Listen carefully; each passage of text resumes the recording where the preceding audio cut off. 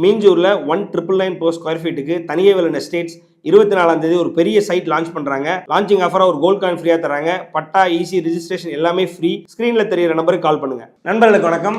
So Vijay செய்த தற்குறித்தனம் அப்படின்றது தான் நம்ம தமிழ்நிலையிலே போட்டிருக்கோம். எதுக்குன்னா சிம்பிள், ஒரு கைதேர்ந்த அரசியல்வாதி அப்படி இல்லைன்னா ஒரு அரசியல் பாலபாடம் கற்றவர் கூட இந்த மாதிரியான ஒரு தற்குறித்தனத்தை பண்ண மாட்டாங்க. அந்த மாதிரி நேற்று பண்ணிட்டாப்புல. என்னென்னா, ஒரு அரசியல்வாதி அப்படின்னா தனக்கு மேலுள்ள அரசியல்வாதி இல்லை தனக்கு மேலுள்ள மிகப்பெரிய கட்சிகள் கூட சேர்ந்து அவங்க மூலிமா நமக்கு என்ன ஆதாயம் இந்த இருக்குன்னு பார்ப்பாங்க. இப்போ பொதுவாக ஒரு எடுத்துக்காட்டுக்கு இப்போது திமுகவே இருக்குன்னு வைங்களேன். திமுக தான் இங்கே தமிழ்நாட்டில் மிகப்பெரிய கட்சி இருந்தாலும் திமுகவே இருக்குன்னு வைங்களேன்.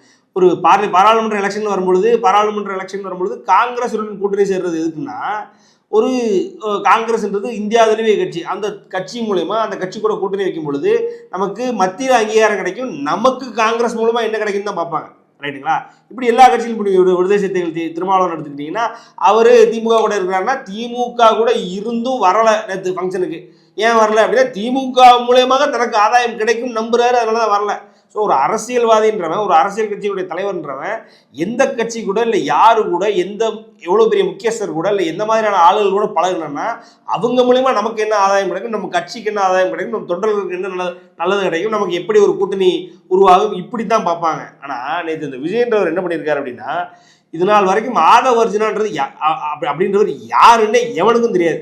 ஆதவர்ஜினா யாரு, எவன், என்ன, எது ஒருத்தருக்கும் தெரியாது. கூடி அந்த பேர் தெரிஞ்சிருக்கும். அப்படி இல்லைன்னா லாட்ரி கிங் மார்ட்டினுடைய மருமகன் தெரிஞ்சிருக்கும். அப்படியும் இல்லை அப்படின்னா அதுக்கு அடுத்தது விடுதலை சிறுத்தைகள் கட்சியில் நோட்டீஸ் பீரியடில் இருக்கிறவரும் தெரிஞ்சிருக்கும். அதாவது விடுதலை சிறுத்தைகள் கட்சியில் அவர் ஒரு துணை பொதுச்சாளராக இருக்கார், அது தெரிஞ்சிருக்கும். இந்த மூணு தான் அந்த மனுஷனை பற்றி தெரிஞ்சிருக்கும். அந்த மனுஷனை நேற்று விஜய் ஃபேன்ஸ் ஏறக்குறைய டிபி வைக்கிற அளவுக்கு நேற்று ஆக்கி விட்டார் விஜய். அந்த ஒரிஜினான்ற மனுஷனை ஓவர் நைட்டில் உலகம் தெரியும் அளவுக்கு ஆக்கி விட்டுருக்காரு. இது எதுக்கு விஜய்க்கு இந்த வேலை? இதைத்தான் தற்குறித்தனம், ஒரு வடிகட்டின முட்டாள்தனம்ன்றான். ஏன்னா இந்த நேற்று நடந்த ஃபங்க்ஷன்னால விஜய்க்கு ஏதாவது ஒரு சாதகம் நடந்திருக்கா அப்படின்னா சாதகமே இல்லை. அவர் பேசின பேச்சுன்னு பெரிய அளவுக்கு ட்ரெண்ட் ஆகலை. ஏன்னா பொதுவாகவே அவர் ஏதாவது ஆடியோ லான்ச்சில் பேசினாதுன்னா அவங்க ரசிகர்களே தூக்கிட்டு சுற்றிட்டு இருப்பாங்க. ஆனால் நேற்று பேசுகிற பேச்சு முழுக்க பேப்பரை பார்த்து படிச்சுக்கிட்டு இருக்காரு. மறந்து போய் மறக்கிறத அப்படியே அங்கே பயாட் பண்ணது போகிற அப்படியே அவர் ரிவைண்ட் பண்ணி அங்கேயே அப்படி பேசிக்கிட்டு இருக்காரு.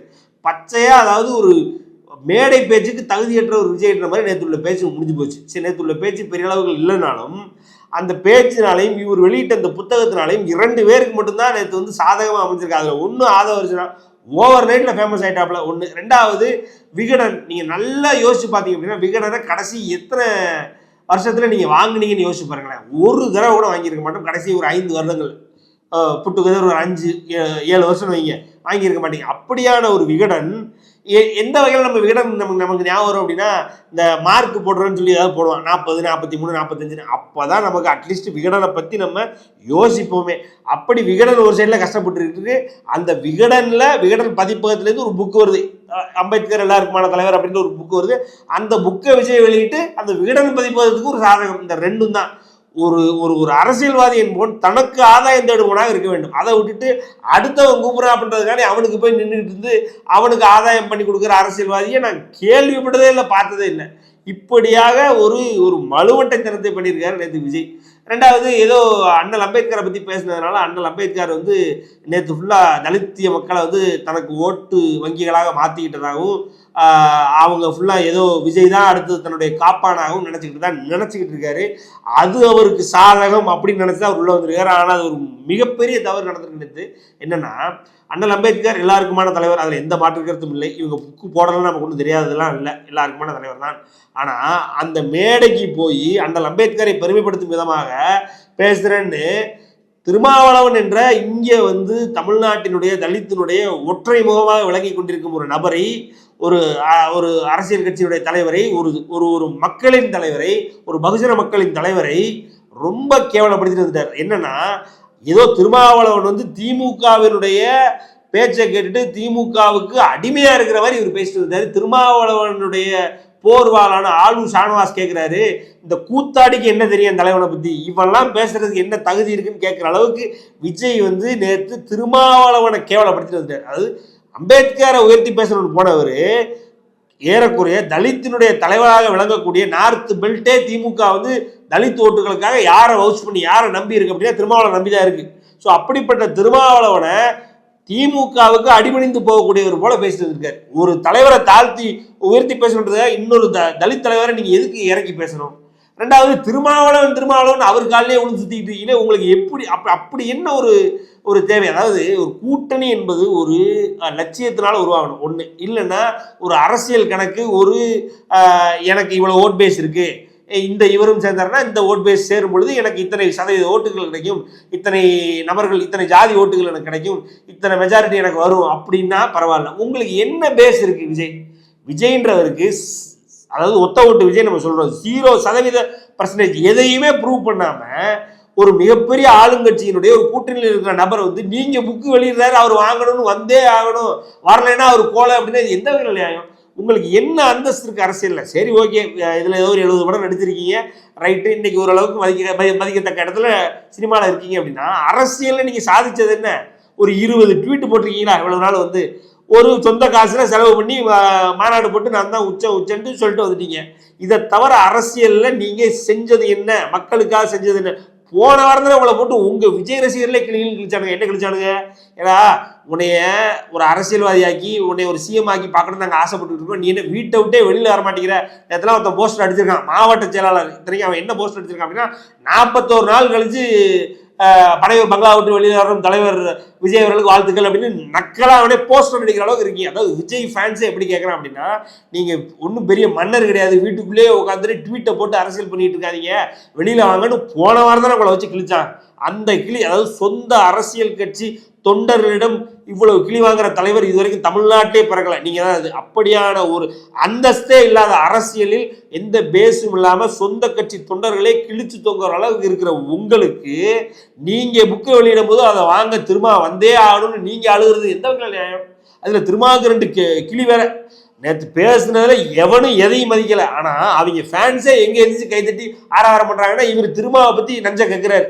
திருமா வரல, திருமாவுக்கு அவ்வளோ அழுத்தம் இருக்கு, திருமா வந்து அவர் மனசு பூரா இவரு திருமாவை பத்தியே நினைச்சுக்கிட்டு அவர் வருவாரான்னு இந்த ஃபேன்ஸு பூரா சரி, விஜய் பூரா சரி, ஒரு மாசமா ஏறக்குறைய 6 மாசமாவே திருமா வருவாரா, திருமா வருவார், வரலைன்னா அவர் ஒரு தலித் லீடரே கிடையாது, அவர் ஒரு லீடரே கிடையாது, அப்படி இப்படின்னு ஒப்பாரி போற இடம் பூரா. நேற்று பார்த்தா திருமாவினுடைய மனசு பூரா இங்கே தான் இருக்குமா? திருமா எதுக்கு உங்களை பத்தி நினைக்க போறாரு? உங்களை என்னங்க இருக்கு உங்களை பத்தி நினைக்க?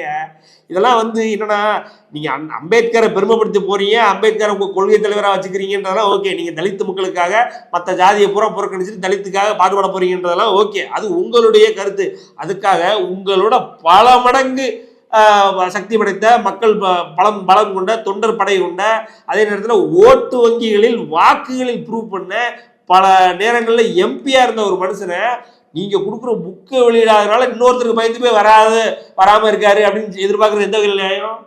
எந்த வகையில் நியாயம்? இதெல்லாம் வந்து மிகப்பெரிய மலுமட்டத்தனம். இன்னைக்கு நீங்க வந்து உங்களை வளர்த்து விட்ட புஷியானந்த இல்லைனாக்கி கட்சியில் ஆதவர்ஜனாவை நீங்க பெரிய இடத்துல கொண்டு வரணும்னு நினைக்கிறது. அவர்கிட்ட பணம் இருக்கிறவங்க கூட இருந்தால் செலவழிப்பான்னு நீங்க நினைக்கலாம். ஏன்னா எல்லா அரசியல் கட்சிக்காரனும் இந்த மாதிரி ஆதவர்ஜனா மாதிரி ஒருத்தர் கூட இருந்தாங்கன்னா அவனை நல்லா முங்காம் போட்டு, எப்படி திமுக முங்காம் போட்டுச்சு ஆதவர்ஜனாவை, அதே மாதிரி நீங்களும் அவனை நல்லா முங்காம் போட்டு பயன்படுத்த நினைக்கிறீங்க. புஷியானந்த நேற்று இவ்வளவு பேசுறீங்களே, உங்களுடைய இத்தனை ஆண்டு கால அரசியலையும் இத்தனை ஆண்டு கால உங்களுடைய இயக்கத்தையும் கோஆர்டினேட் பண்ண யார்? புஷியானந்த். அவருக்கு ஒரு வார்த்தை, ஒரு பேருக்கு அவரை காமிச்சு அவரை பத்தி நீங்க ஒரு வார்த்தை பேசுறீங்களா? பேசல. என்ன நீங்க இன்னைக்கு ஆதவர்ஜனா வந்தோடனே உங்களுக்கு புஷியானந்த் பழைய ஆளா போயிட்டாரு. ஆனா இப்படிப்பட்ட ஒரு எண்ணம் கொண்ட உங்களை மக்கள் நம்புவாங்க, நீங்க நம்பிட்டு இருக்கீங்க பாருங்க. தலித்து மக்கள் நம்புவாங்க, நம்பிட்டு இருக்கீங்க பாருங்களேன். அது ரொம்ப பெரிய தவறு. அதாவது நீங்க 70 படம் நடிச்சிருக்கீங்க, ஒரு படத்துல தலித்துக்களுக்காக தலித்து வசனங்களை பேசி தலித்து மக்களுக்காக தலித்து மக்களோட போராட்ட மாதிரி ஒரு சீன் இருக்கா? நான் சொல்லவா? பீக்கு மிக தெரியுமா? பீக் அரசியல் அப்படின்னா என்ன தெரியுமா? 2017 அரசியலுக்கு நான் வருவேன்னு அறிவிக்கிறாரு ஒருவர். அந்த அறிவித்த மனிதர் அடுத்து அவர் சூஸ் பண்ற படம் என்னன்னா காலா. யாருன்னா நான் சொல்றது சூப்பர் ஸ்டார் ரஜினிகாந்த். காலா அப்படின்ற படத்துல அவர் அதுக்கு முன்னாடியே கபாலின்ற ஒரு இண்டஸ்ட்ரியிட்ட கொடுத்து வச்சிட்டாரு. அதாவது உலகிலேயே, இன்னும் சொல்லப்போனா சுருக்க சொன்னா இந்தியாவிலேயே தலித் உடைய பிரதிநிதியாக, ஒரு தலித் நடிகராக, ஒரு தலித்தினுடைய அதாவது கஷ்ட நஷ்டங்களை பேசக்கூடிய ஒரு கமர்ஷியல் படத்தை பண்ணி அந்த கமர்ஷியல் படத்தை இண்டஸ்ட்ரி ஹிட்டாக்குன முதலும் கடைசியுமா நடிகர் சூப்பர் ஸ்டார் ரஜினிகாந்த் அவர்கள் தான் கபாலி. இன்னைக்கு எழுதுறான் புஷ்பா எப்படி 2024 ஹையஸ்ட் கலெக்டர் மூவி டே 1, அதே மாதிரி 2016 கபாலின்னு எழுதுறான். அதுதான் தலைவர். தலித்து படம் ஒன்று கமர்ஷியலாக ஒரு ஒரு ஒரு இண்டஸ்ட்ரி ஹிட் ஆகி அதே நேரத்தில் ஒரு இந்தியாவினுடைய முதல் நாள் வசூலை பண்ண வைக்கிறதெல்லாம் வந்து சூப்பர் ஸ்டார் ரஜினிகாந்த் பண்ணாரு. ஏன்னா தலித்தினுடைய கஷ்டத்தை மக்கள் தெரியணும், மக்களுக்கு தெரியணும், மக்கள் கொண்டு போய் சேர்க்கணும். ஒரு தலித் டிரெக்டர் இன்னைக்கு பாருங்க, மையம் பண்பாட்டு மையம் நீளம் அது இதுன்னு இன்னைக்கு அவ்வளவு பிஸியா இருக்காரு. அதுக்கு காரணம் கபாலி. அதுக்கு புள்ளி வச்ச ஒரு சூப்பர் ஸ்டார் ரஜினிகாந்த் அவர். தலித்துகளுக்காக ஒரு தலித் டிரெக்டர், அவரை வச்சு வந்தவர் தான் இன்னைக்கு மாரி செல்வராஜ். அவரை வச்சு வந்தவங்க தான் இன்னைக்கு இருக்கிற எல்லாருமே. நீங்க யாரை எடுத்துக்கோங்க, இந்த இசைவாணி போன வாரம் வச்சு விட்டுட்டு இருந்தீங்களே, அப்புறம் பார்த்தீங்கன்னா ஒரு பையன் பாடிட்டு இருக்காங்க தெருக்கூத்தா, யாரோ தெருக்குறல யாரோ ஒருத்தன் பாடிட்டு இருக்காங்க. இவங்க எல்லாம் யாரை வச்சு வந்தவங்க அப்படின்னா அந்த இடத்துல ரஞ்சித் இருப்பார். அந்த ரஞ்சித் யாரை வச்சு வந்தவர்னா அந்த இடத்துல சூப்பர் ஸ்டார் இருப்பார். ஒரு தலித்துகளுக்கு நம்ம உண்மையா நம்ம ஏதாவது பண்ணி கொடுக்கணும் அப்படின்னு பீக், அதாவது பொலிட்டிக்கல் பீக் அப்படின்னா அதுதான் கபாலியும் காலாவையும் பண்ணி கொடுத்தாரு. சரி, கபாலியாவது அறிவிப்புக்கு முன்னாடி, அரசியல் அறிவிப்புக்கு முன்னாடி வருதுன்னு அரசியல் அறிவிப்பு அவர் கொடுத்த உடனே அவர் சைன் பண்ண படம்னா காலா. ஏன்னா நான் அந்த மக்களுக்காக நின்று போறான்னு. ஒரு படம் உங்க கரியர்ல, உங்க பிலிமோகிராஃபில ஒரு படம் தலித்துக்காக நீங்க பேசியிருக்கீங்களா? ஒரு படம் பேசாம இன்னைக்கு வந்து நீங்க அரசியலுக்கு வந்த உடனே அம்பேத்கர் எனக்கு, பகுஜன மக்கள் ஓட்டு பூரா எனக்கு தான் வரணும், தலித்து மக்கள் பூரா எனக்கு, திருமாவளவன் ஒரு ஆளே கிடையாது அப்படின்னா நீங்க என்ன பெரியவரா? அந்த அளவுக்கு உங்களை நம்பி தலித்து மக்கள் பூரா உங்களுக்கு ஓட்டு போடுவாங்கன்னு நீங்க எப்படி நம்புறீங்க? இது எவ்வளவு பெரிய முட்டாள்தனம்னு நீங்க புரிஞ்சுக்கோங்க. அதே நேரத்தில் உங்களுடைய வளர்ச்சியை நோக்கி நீங்க பயணப்படுத்தணும். அதை விட்டுட்டு அடுத்த கூட்டணியை கீழே எடுத்து போட போறேன், அடுத்த கூட்டணியை மக்கள் முன்னாடி நான் என்ன சொல்றது, அதாவது இது தப்பான கூட்டணி, இது மோசமான கூட்டணி, இந்த கூட்டணிக்குள்ள ஒருத்தன் இன்னொருத்தனை அடக்கி வச்சுக்கிட்டு இருக்கான் அப்படின்னு அடுத்தவன் கூட்டணியை வந்து நீங்க தப்பு சொல்லி தான் அரசியல் பண்ண போறீங்க அப்படின்னா நீங்களும் ஒரு சாமானிய அரசியல்வாதி தான். இதுக்கு நீங்க வந்து ஒன்றும் கிளிக்கணும் அவசியம் இல்லை, எங்களுக்கு சீமானே போதும். அதாவது சூப்பர் ஸ்டார் ரஜினிகாந்த் அரசியல் வரும்பொழுது சூப்பர் ஸ்டார் ரஜினிகாந்த் அவருடைய கொள்கை என்ன, அவர் என்ன பண்ண வர்றாரு, அவர்கிட்ட என்ன புதுமை இருக்குன்னு மக்கள் எதிர்பார்த்தாங்க. ஆனா உங்ககிட்ட நீங்க சீமான் மாதிரியான அரசியல்வாதியா, இல்ல திருமாவளவன் மாதிரியான அரசியல்வாதியா, இல்ல அன்புமணியான அரசியல்வாதியான்னு இருக்கிற அரசியல்வாதி கூட உங்களை கம்பேர் பண்றாங்க. அவ்வளவுதான் உங்க லட்சணம். அது போக நீங்க ஏற்கனவே 5 ஜாதி தலைவர்கள் கையில் எடுத்துட்டு அவங்களோட கொள்கையை தான் உங்க கொள்கைன்னு சுற்றி கலையறீங்க. உங்கள்கிட்ட சுயமா ஒரு கொள்கை கிடையாது. அதனால இதெல்லாம் மக்கள் பார்த்துக்கிட்டே தான் இருப்பாங்க. மக்கள் எங்க போடணுமோ அங்க போட்டுருவாங்க. நான் உங்களுக்கு சிம்பிளா சொல்றேன். நேற்று நீங்க பேசிக்கிட்டே இருக்கும்போது சொல்றீங்களே, சும்மா அறிக்கைகள் விடுறதும், சும்மா ட்வீட்டுகள் போடுறதும், சும்மா போய் நிவாரணம் கொடுத்தேன்னு போட்டோ எடுக்கிறதும், நீங்க என்ன பண்ணிட்டு இருந்தீங்க இவ்வளவு நாள்? நீங்க தானங்க அதை பண்ணிட்டு இருந்தது. கட்சி ஆரம்பிச்சு 1 வருஷம் ஆக போது. ஏறக்குறைய 1 வருஷத்துல நீங்க ட்வீட் போட்டதை தவிர, பிறந்தநாள் சொல்றதை தவிர நீங்க வேற என்ன பண்ணிருக்கீங்க? இவ்வளவு, அதாவது நீங்க பண்ற தப்பு நீங்களே வந்து யாரும் பண்ணக்கூடாது அப்படின்னா அப்படி நீங்க மேல அதை பண்ணாம இருங்க. ஒரு ஒரு ஒரு அரசியல்வாதியாக, ஒரு அரசியல் கட்சியினுடைய தலைவனாக, ஒரு மக்கள் தலைவனாக உருவாகணும்னு நினைக்கிற நீங்க மக்களை எத்தனை நிமிஷம் இருந்திருக்கீங்க? ஒரு பிரஸ் மீட் கொடுக்க துப்பு இருக்கா உங்களுக்கு? வக்கு இருக்கா? இவ்வளவு பேசுறீங்க. திருமாவளவனை பத்தி பேசுறதுக்கு உங்களுக்கு எந்த வகையிலங்க ரைட்ஸ் இருக்கு? யாருங்க நீங்க? அரசியல்ல ஒரு பூஜ்யம் நீங்க. ஆனா திருமாவளவன் அரசியல்ல திமுகவுக்கு திருமாவளவனுடைய தேவை எப்பவுமே இருந்திருக்கு. அந்த மாதிரி ஆளுங்கட்சியினுடைய தேவை இருக்கும் மனிதராக வளம் வந்து கொண்டிருப்பவர், வளம் வந்திருக்கிறவர். அப்படியான ஒரு மனிதரை இன்னைக்கு நீங்க வந்து அவரை அடக்கி வச்சுட்டாங்க, பிதிக்கிட்டாங்க, ஒதுக்கிட்டாங்கன்னு நீங்க சொல்லி அதுல நீங்க ஸ்கோர் பண்ணலாம்னு நினைக்கிறதா தவறு. மக்கள் இது போன்ற கபடதாரிகளை கண்டுக்கிறவே மாட்டாங்க, காரி துப்பிட்டு போயிட்டே இருப்பாங்க. நன்றி, வணக்கம்.